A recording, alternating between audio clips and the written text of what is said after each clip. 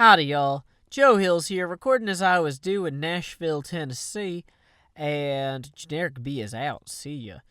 Tennessee. Oh, I think I've done that one already. Anyway, I'm still back out here in this general vicinity area of these kind of streets that we're kind of getting laid out bit by bit.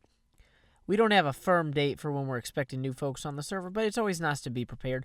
I got a few great suggestions from viewers, one of which was that they really liked my kind of bridge over the water, except, because it's glass and you can see the water below you, except they wanted to see me do it over here on top of the ravine. And that is a great idea. So why don't we just throw one of these together right quick. And now, you'll remember I kind of had set up on the other bridge something a little bit more like this. And then, oh, wonderful. So now I don't have enough space for, let's get rid of a single error. That will not be a problem at all. So great. Let's see. Top mass is going to move into Generic B's base, apparently, because Generic B left. Not like the server, but just, logged out for a while to go, record other things. Anyway, one thing Generic B got me thinking about, and I'm kind of brainstorming this in front of you, because I'm always looking for new things to record on Hermitcraft. I don't know how many of you guys saw the series of Pitfalls and Penguins videos I recorded with Good and Aurelian and Pause and Morgan. But essentially, we, in it, I run a Pitfalls and Penguins campaign that they play watching a screen-shared map that I drew in Adobe Illustrator. And that was kind of cool. But, there's a million different services online that you can use to make maps and play with people remotely in role-playing games and stuff. And Generic B was saying, why don't I build on Hermitcraft the setting or the map of my next adventure that I'm going to run for the Hermits? And I hadn't really explicitly planned to run an adventure for the Hermits, but it's such an obvious thing to do. There's no reason that I shouldn't just, run adventures for the Hermits, because the Hermits are awesome, and that would be fun for everyone involved, and clearly I should do that. Okay, so now we are going to put, Zek's going to go 3. That seems short. I guess, it's because of the way that is. Well, 1, 2, 3. Yeah, that'll do. And another out on this side, although that should really turn into this, which then should go down here. So anyway, I'm trying to figure out exactly what kind of adventure I should, or setting I should have. The last one took place in a go-kart track that was a front for a mad scientist lair, which I thought was a pretty original setting. Whoops, I haven't really seen that done too much anywhere else. And I was really proud of that adventure, but I had been working on it for so long that, it would have been hard for me not to be proud of it. And so Generic B literally just gave me this idea moments ago before he said, hey guys, I'm done for the night so I can go record other stuff. And so I'm just kind of brainstorming aloud with you guys, how my process works. So when I think about, what would be a good adventure, it's just okay, well, what's a setting that would have interesting challenges and stuff going on, but that's also easily broken into areas or rooms, because it's harder to do, I shouldn't say it's harder to do an adventure in an open forest. I could do an adventure that involved, crossing a forest or, some sort of other terrain. But the big problem with that sort of stuff is that you get into, that works really well in the abstract, but you wouldn't normally use graph paper or a grid for that. You just talk about, okay, you guys are in the forest, you continue east for 10 miles. And that doesn't work so well in Minecraft. If I wanted to say, set this in Minecraft, not that the adventure would take place in Minecraft, oh no, we got sucked into the game, what are we going to do?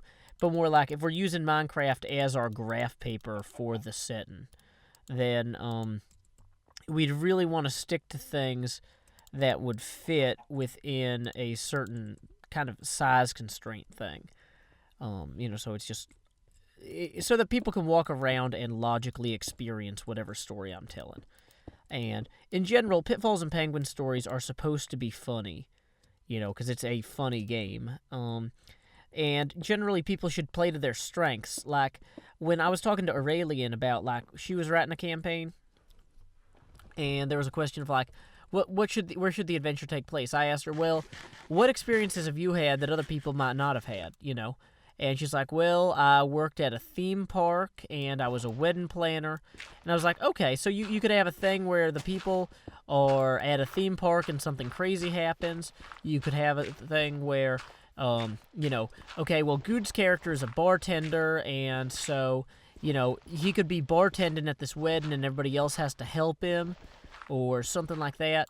And you know, that kind of got her started, and then she had this whole idea about, like, a mob wedding or something like that, where Good is helping a friend out by bartending, and the rest of the party is helping Good out by helping him bartend, because there's just so many people at the wedding he can't keep up being a wee baby rabbit. He's not actually a baby, but he's a pretty tiny rabbit.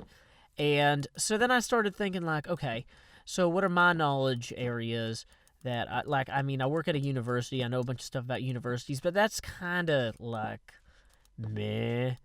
Like, universities are about having new experiences and sharing those experiences, but they're not exactly about classical adventure, like the sort of thing that makes for, you know, tales of slaying dragons. Whereas, like, mad scientist layers and go-kart, you know, track places built into the sides of a mountain, that's pretty classic. Actually, it's not classic. That's why I'm proud of it. Okay, that's a sheep, not a creeper. Sheeper over here. Speaking of sheep, I'm so excited.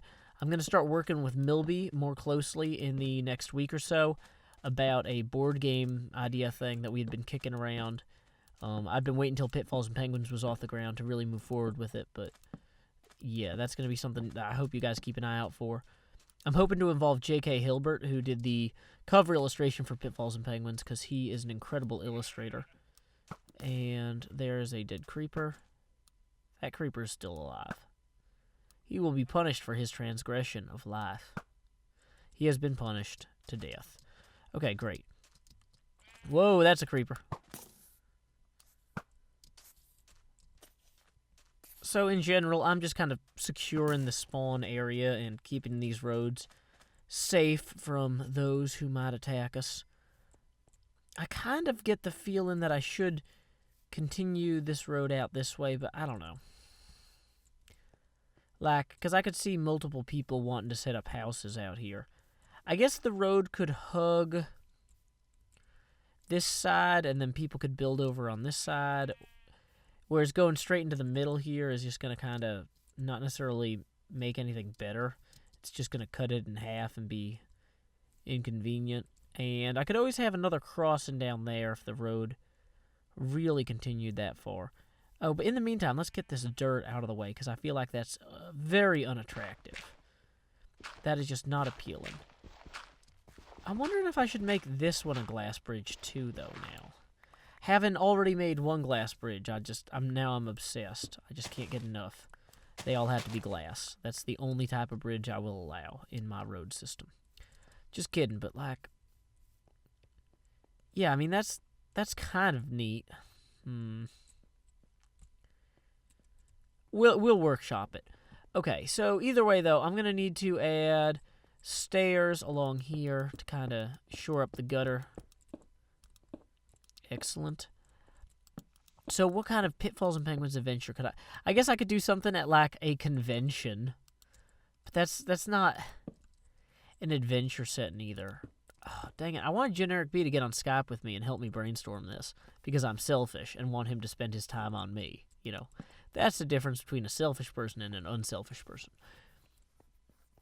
But let's see. What would, like, oh, I guess I did the military thing for a while. I could do something with that, like, with, like, military bases. Like, military base might be something you could build in Minecraft. Oh, that's not at all how you make those stone slab bricks. There we are, stone bricks. And now we can start making stone brick stairs. But, okay, cool. So I've got 32 of those. We can just take this. Oh, wonderful eggs clogging up my inventory, precisely as I would have desired. So this road over here is pretty much done. This road over here, I kind of need to figure out how I want to handle the sides here. I guess one option would be to put stone bricks like this, kind of up it.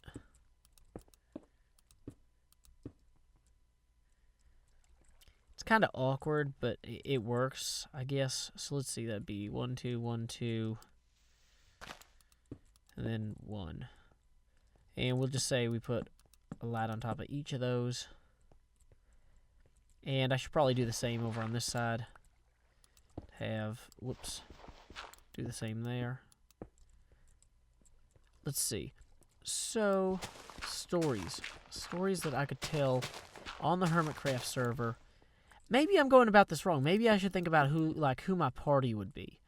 Like, I'd want Generic B to be involved. And what kind of stuff does he like? Like, should I tell a murder mystery or a horror story? Like, it's weird because I don't normally try to think of story ideas. I have story ideas, and then I try to tell those stories. And maybe that's what I'm doing wrong here. Maybe I need to come at this from that more tempered angle. Like, what is like? I've got all sorts of stories about. Oh, I've got all sorts of stories about this necromancer from the Jack of All Blades setting called Frank Pyron. There was a week where I'd been really stressed out for like months at my work, and I'd built up all this vacation, and I was about to not have any left, and I had no money, so I just spent the whole week writing stories based on the 7 wonders of the world about this necromancer in the Jab setting. And I was going to pay a bunch of cartoonists to draw them for me because I didn't have time to draw them all. And then instead I started doing YouTube before I could do that, and the money that I was going to pay the cartoonists with went to buying YouTube equipment like microphones and stuff. And then that series never got made. So maybe there's a Frank Pyron story, like a necromancy story, that I could retell or like readapt for Generic B and crew. Let's see, one of those took place in a city that was like a Hanging Gardens type setting. Another one took place in like a temple based on the temple that had Zeus in it, and that might be an interesting one to make. Another one took place in a pyramid that was partially underwater. That might be an interesting one. I guess, yeah, this is what I should have been doing. I should have been thinking, like, what cool things have I wanted to do but haven't had time to? So, like, yeah, the pyramid one could be doable, maybe. Let's see. Yeah, so then what other things are there? I'm trying to think of the 7 wonders so that I can be... Was that a creeper? No, that's just grass. So I can be reminded of the stories that I had to tell. And here's part of the problem, too, is I want to make the videos where I build the setting for you guys and have them be interesting to you, but without giving away, like, the whole story. So that way, when you watch me play with Generic B or whoever else, you're not just like, oh, I know what happens next. They're going to go into the room that Joe built that's this, blah, blah, blah, blah, blah. Like, I want you to have a sense of joy and wonder and surprise as well. So, like, anything like I did like this, I'd have to... Wow, saying like way too many times. I'd have to have a really solid idea of how I wanted to present the building process to you to avoid spoilers for the upcoming stories themselves. And, that way I'd want people to be able to... Maybe the way I could do it is I could make a video of myself building the things and have that be, like, part of the backstory, creeper. Best bow ever. Best bow ever. Okay. Yeah, Joe knows bows. Okay, let's see. Throw a little bit more light here. This is going to be overlit, perhaps, but you know what? We are just making sure that we are keeping the spawn area as safe and creeper-free as possible. I don't think I've really come out this way from spawn much. It's interesting. I didn't know this whole desert was out here. I mean, I knew if I went that way, I'd end up where I put my Snoopy Dog house, like in that kind of forest and then a jungle. But I had not really been over this way much. Hey, you're gonna die before you get to me. I'm gonna ignore you and let you die. I'm that kind of fella. I guess if I had a bucket of water, I could pour it on him to alleviate his suffering. But he is one of the dead. He is counted among them. Oh, that's a creeper. He is not dead yet. Now he is counted among the dead. And I won't put him out either, even though he's on fire. Well, that's a significant drop. We do not want to fall in there. Okay. So that is going to be near... I hear like a creeper fall. Or I heard a creeper fall, or I thought I did. Where would he have fallen from? Who knows? Okay. Either way, Assassin's going to have a much better view now. We are not going to have as much stuff harassing us as we build through the night. And I'm thinking I'm going to make this road turn down this way. I think that that is the most logical direction for it to go. If I had to choose one direction, it would be this direction. So we are just going to knock out these three, like so. And now I'm going to break a bunch of torches that I just meticulously placed with nothing but the most abject concern for their placement and well-being and location. Okay, so we're just going to plow through all this. Great. Roads to nowhere, guys. This is Joe Hills' new specialty. This is what he does. Thank you, Ambulance, for your scathing criticism. I appreciate it in every way.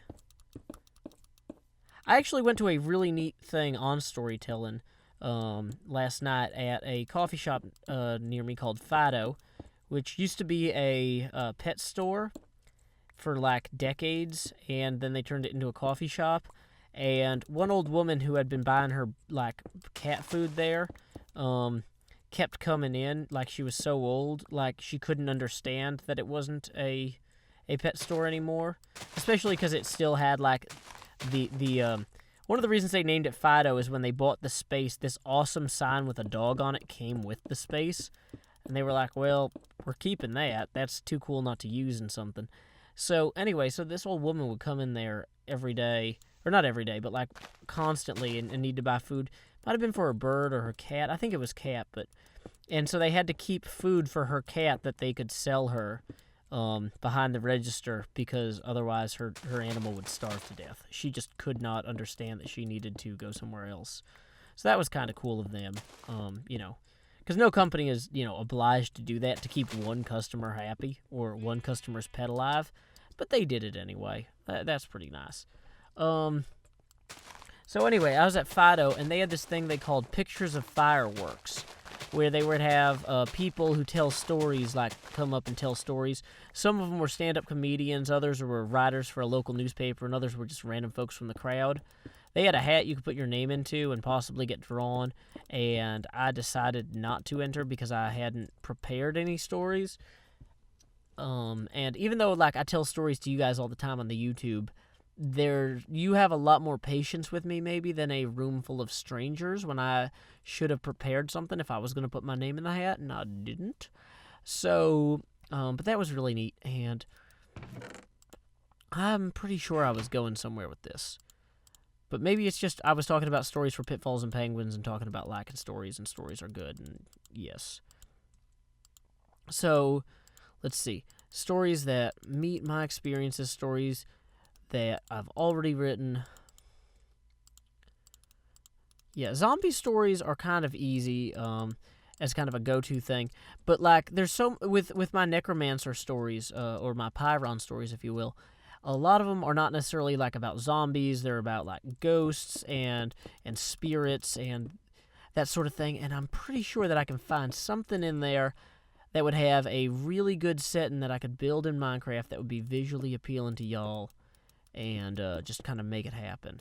So I'm going to have to go through my notes and try and figure out essentially what I will be building next in Hermitcraft based on the story that I want to tell Generic B and whichever other Hermitcrafters want to come along for a Pitfalls and Penguins related ride. I guess I'm kind of running out of things to say here, and it's pretty late. I've got a bunch of books I need to get shipped out or get ready to ship for tomorrow, so I should probably let y'all go.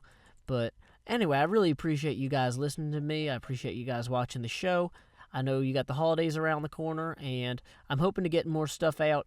Once the books are shipped, I'm hoping to go back to doing 2 videos a day, hopefully more. I know a lot of you guys have Christmas break coming up, and you get a little bit of extra free time. You know, with some of that free time, maybe you'll give Pitfalls and Penguins a look. You can download the PDF for any price you like, even free, at pitfallsandpenguins.com. But, you know, we spent years making this game. I know that you guys don't all have money to pay for it. Like I said, that's why you can name any price, even free. We spent so much time on this, we want people to play it. But anyway, until next time, y'all, this is Joe Hills from Nashville, Tennessee. Keep adventuring. Now I'm running backwards. Hey, somebody stole our portal. Bum, bum, bum! I should just make sure nothing spawns. Civic responsibility. The video's over. Go home. Or click like. I should stop talking. I'm too tired to not. Yes. Done. Bye.